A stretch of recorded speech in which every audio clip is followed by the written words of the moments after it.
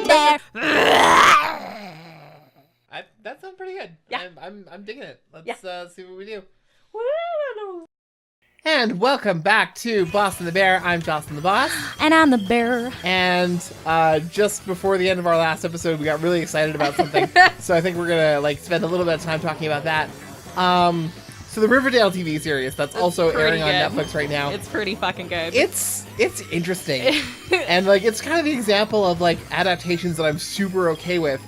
That okay, yes, it really does change the source material because gone is the happy-go-lucky universe of Archie Andrews. Mm-hmm. It's all because I think that's part of why it works so well is that Archie, as everyone knows him, is the squeakiest, cleaniest version of the American teenager. And now it's all dark and gritty. Normally I hate dark and gritty reboots, but it's pretty tongue-in-cheek with how it's we know that we're making... Yeah, we're being over-dramatic. It's Twin Peaks starring Archie and the gang, and that's ridiculous and silly, and it has no reason to exist, and that's why I love it. I think the reason it exists is because of Archie's Weird Mysteries, which was the short-lived animated TV series from the early 2000s. Yep. That thing that I always bring up as the pop cultural wasteland. Yeah. Because that's what Archie's Weird Mysteries was about, was Archie and the gang solving mysteries that were everything was kind of spooky and stuff, and people were I really loved Archie's Weird Mysteries. I watched so much Archie's Weird Mysteries. I just remember the theme song. Archie's Weird Mysteries. Yeah. What is going on in this town? God, I love that show. So I feel the popularity of that show was part of what got Riverdale happening. Well, also the comics have gotten strangely dark. Yeah? And this is kind of a thing that I feel Archie, has always been a little aware of its own reputation. Yeah. They did a crossover with the Punisher once. Are you fucking kidding me? I'm not. Archie meets the Punisher is totally a thing that exists. And I love it. I read some things of it. Yeah. And it's ridiculous and makes zero sense at all, but it's also really hilarious and cute. Cute? Because, it's Archie, so you can't have, people dying the way that you would have in a normal Punisher story. Right. So, they kind of have to clean it up a little bit, but in this very strange way that makes zero sense. But then, Archie takes over the war journal narration and stuff like that, and it's so weird and bizarre and hilarious, and I love it. Yeah, I gotta say, really, really, really interesting, off-kilter crossovers make me giggle. Yeah. Really hard. Crossovers between properties that have no business being crossover. Yeah! I love that garbage. That is the good shit. Oh my gosh. Oh my god, I cannot even see what's happening right now. I'm trying to... What are some, really, really good, ridiculous crossovers? Shit. Well, Archie meets the Punisher is kind of my go-to example, because it's just, it's the most ridiculous. Oh my god. Don't die. What is even happening? What is killing me? Life. Die. Okay, That's life. Oh, I think I just died. Oh, okay, no, what are other good... Let's see. I can't even think of it right now. Let's just talk about Riverdale then. Fine. Whoops. So Jason Blossom is doesn't look like a real human. So at this point, I should point out that we are recording this as of episode 7 airing. Mm-hmm. Fuck. What the hell is happening? We've just learned that, spoiler alert, Jughead's father might not be as on the level as we thought. And I'm calling it right now that Jughead was the killer. Jughead killed Jason Blossom. That is my prediction. I don't... And the one basis that I have for this is that there's no reason to suspect him at this point in the series. There's a lot of reasons to suspect a lot of other people, including Archie himself. Really? Yeah, a little bit. Yeah. But we've been given absolutely no reason to suspect Jughead. Yeah, and he's the narrator. He's been presented to us as a trustable figure, which is precisely why I don't trust him. Yeah. Yeah, and Jocelyn mentioned this to me one episode in, her theory that Jughead is the killer, and just watching the show, there's never ever anything that seems to contradict. There's no reason why we shouldn't. There's no reason to distrust him. but none of his, like, He logically... doesn't have an alibi yet. None of his alibis, like, make any sense, and he's always just, like... You could say that it's because he's a really, like, closed-off, reserved person, but, like, all of his reactions to things, like, I'm almost... If Jughead's the killer, I think his relationship with Betty is completely manipulated. If Jughead's the killer, I don't think that he likes Betty at all. I think that he's playing her because she's the only other one who really seems to want to crack the mystery open. You know what I mean? Yeah, absolutely.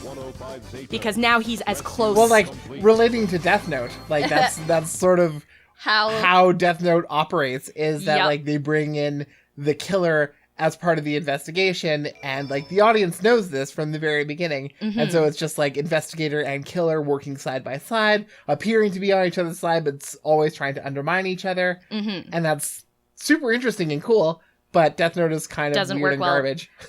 From my experience with Death Note, having read the entire manga, like, I think... Okay, spoiler alert, Elle dies. We're done there. That is like that's where the manga was up to when I started reading it. So pretty much like 2 weeks after I was caught up, Elle died. And just like, the show sucks everything about it sucks after Elle dies, for one. Like, what a complete waste of literally the whole point of the show. You know what? I kind of disagree. What? Fuck you. I like Nier. I don't care. Like, there's something enigmatically beautiful about the character of Nier that I cannot hate him. And, Interesting. okay, Like, I get that he's, like, kind of an L copy, but also the, like, little toys that he plays with, and, like, you see him at one point, he's playing with a car, he's like, vroom! That's just... It's so endearing to me. It's true. Nier is like gentle and endearing in a way that Elle and the never thing that managed I liked, to capture the quite. thing that I liked about Nier in particular was that, like, he was a bit more willing to operate outside the confines of the law. Whereas, like, Elle abides very strictly by a code. He is very lawful good. Nier isn't. Yeah. Nier is a little more chaotic. He's a little more willing to, like, he has criminals working for him. Yeah. And, like, that's the necessary element that he needs to finally catch and trap Light. Is that, like, he has people willing to, like, do the wrong thing every now and then. Right, because, like, Elle was very... I hate this boss fight. Yeah, it doesn't look fun. It's the last one for this. We're almost done this So campaign. does this robot has knuckle claws? It's the same robot we fought at the very beginning. Oh. And now he's been upgraded. Oh, I see. And so it's like, he charges at me, and then his backside is exposed to me. So what do you think I'm supposed to do when that happens? Attack his backside? Weird, right? What? Why would I do that? That's so weird. What? Death Note doesn't work as it only works in written form. So either Well, that's the thing, it's comic like, or everyone novel. kind of makes fun of that scene where he's chips. like, I'll take a potato chip and eat it. It wasn't even It's that. not supposed to be like that. It wasn't. In the comic, it was part of like a larger thing. And when he's like, and I take a potato chip and I eat it, and you're like, and it's just like literally he's just explaining like his action. He's not like saying, and eat it. He's just like, I'll take a potato chip and eat it, and everything's normal. I'm just a normal student. Yeah. And then in the anime, it's just was like like, this big, I'll take a potato chip and eat it. Gaga, And they, like, gaga. just shift everything Yeah. wrong. And I love it. Like, It's that's so why I love hammy. the anime. Is like, it's so Aw. ridiculously over the top, and like, towards the end, the logical machinations and the fourth dimensional chess that Light and Elle and Nier and Nello are all playing against each other is ridiculous. It's and it makes so no fucking sense. stupid. And you don't even like, none of it, like, it holds together kind of, but like, upon any kind of scrutiny, it's just like, I knew you'd modify the notebook. Well, I knew you knew I you'd knew modify you the knew. notebook, so Yeah. we put a fake notebook and modified that instead. It's like, Inconceivable. oh my god. That's literally the whole show is that one battle of wits from The Princess Bride. That's it. That's the whole show. Yeah, and it's 37 episodes of that. Yeah. And so I'm super excited to see like a ridiculous whitewashed American version of it With Willem Dafoe. with Willem Dafoe. Because And he could be literally doing nothing in a scene and he will steal the scene. He could be Absolutely. turned invisible he stole with the Finding apple. Nemo, and you only heard his voice. Who was he in Finding Nemo? He was, I don't remember the name, but he was like the leader of the Yeah, fish tank gang. that's what I figured. Willem Dafoe is so good, guys. Like, holy shit. What was it else? Oh, good thing they came at it, like, the only... Okay, sorry. I had to stop you. Yes. Because, like, I just kind of want to draw some attention to what's going on here. Yeah. This is, like, an interesting little art house ending. That's the bird that was inside Beta, the robot that we just fought. And he just damaged me, and now I'm, like, on the verge of blowing up. But then you saw that image flashing by. Of Did the that bird look familiar? family. The bird family from Amy's bird No! pocket. And so, see? There it is. Oh. So wait, that was the... So it turns out that were Gamma was a girl the whole... Well, the pink bird. So we're supposed to think that it's girl. heavily coded to be the Heavily mother, coded to- but, like, The mother birds bird. can be pink. right? Birds can be whatever the fuck color they want. but, like, you in have this- fact, most see, often look- in birds. Look how lonely this bird is. Oh, I was lonely.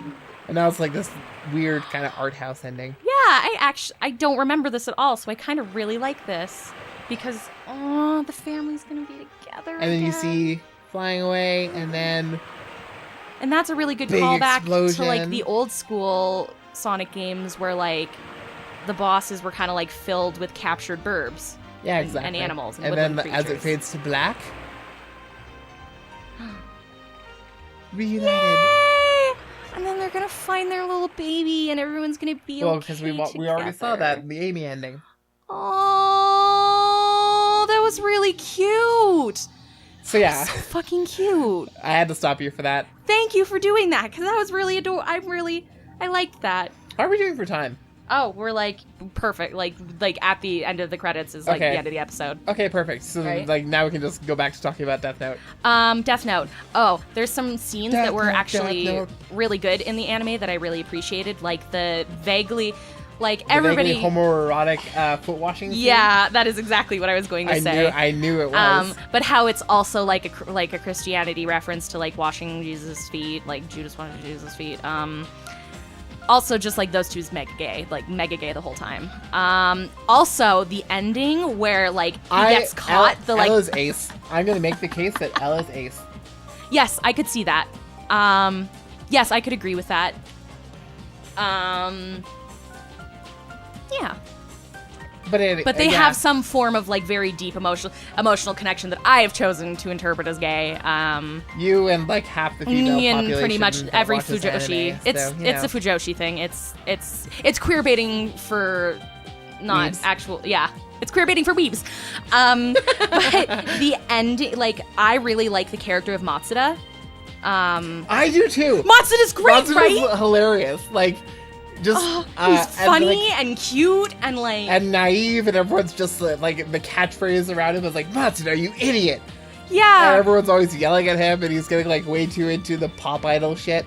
And like, and then he's the one like who very nearly kills Light, and I love that. I love Yup. that like those That 3 whole- seconds of like when he's just like, he has to die. Like, Right? oh my god, I Where love like it. because like by the end, I'm not sure if it was as clear in the anime or the live action, but like or the like there's a Japanese live action. There's I'm pretty sure. Yeah. like 3 Japanese Yeah. live actions at this point. But in the manga, it was like if Matsuda wasn't in love with Light, Light was like his fucking hero. Light Yeah. was like his knight in shining armor. And so when he just like the cackle and Matsuda being like no, and just like that's the moment his innocence broke. Yeah. Like he's throughout the entire series, everyone around him's dying. Like they're trying to He stop this idolizes Light, and he also Yeah. idolizes Light's father too. Yup. And like that's the real kicker was like when Light says, you know, do you want to live in the world where people like my father are made to be fools? He's just like, what? Why aren't you like you killed him? How dare you say that he's a fool? Dare you? Yeah. Just like his. Oh god. And like the resolution of that arc is just, it's Really such good. a thing. And just that again, those 3 seconds where he's just like, he has to die. Everyone's like, no, Matsuda. And it's just like, yes, Matsuda. And then he just misses. Well, he deliberately misses the shot. Is the thing, and that's so cool. And is like, Light gets one last Matsuda, you idiot. thing in at the very end. I'm not sure Great. if that's how it happened in the manga. I think in the manga, Matsuda actually shot the shit out of him, and as he's lying there dying, like bleeding out, Ryuk is like, all right, I'm gonna take you. Okay, in the anime, it's not that. In the anime, Okay. he like shoots beside his head, and then like he runs out of the warehouse, and he like runs against the sunset and has flashbacks to all the things, and that's when Ryuk is just like, well, yeah, it's been real. We eased each other's boredom for a while. Mm-hmm. I am almost positive that in the manga, Matsuda actually shoots the shit out That's of him. fair. I haven't Which read is the manga, like, so. that was real. Mangoes. Yeah. Mangoes. The mangoes.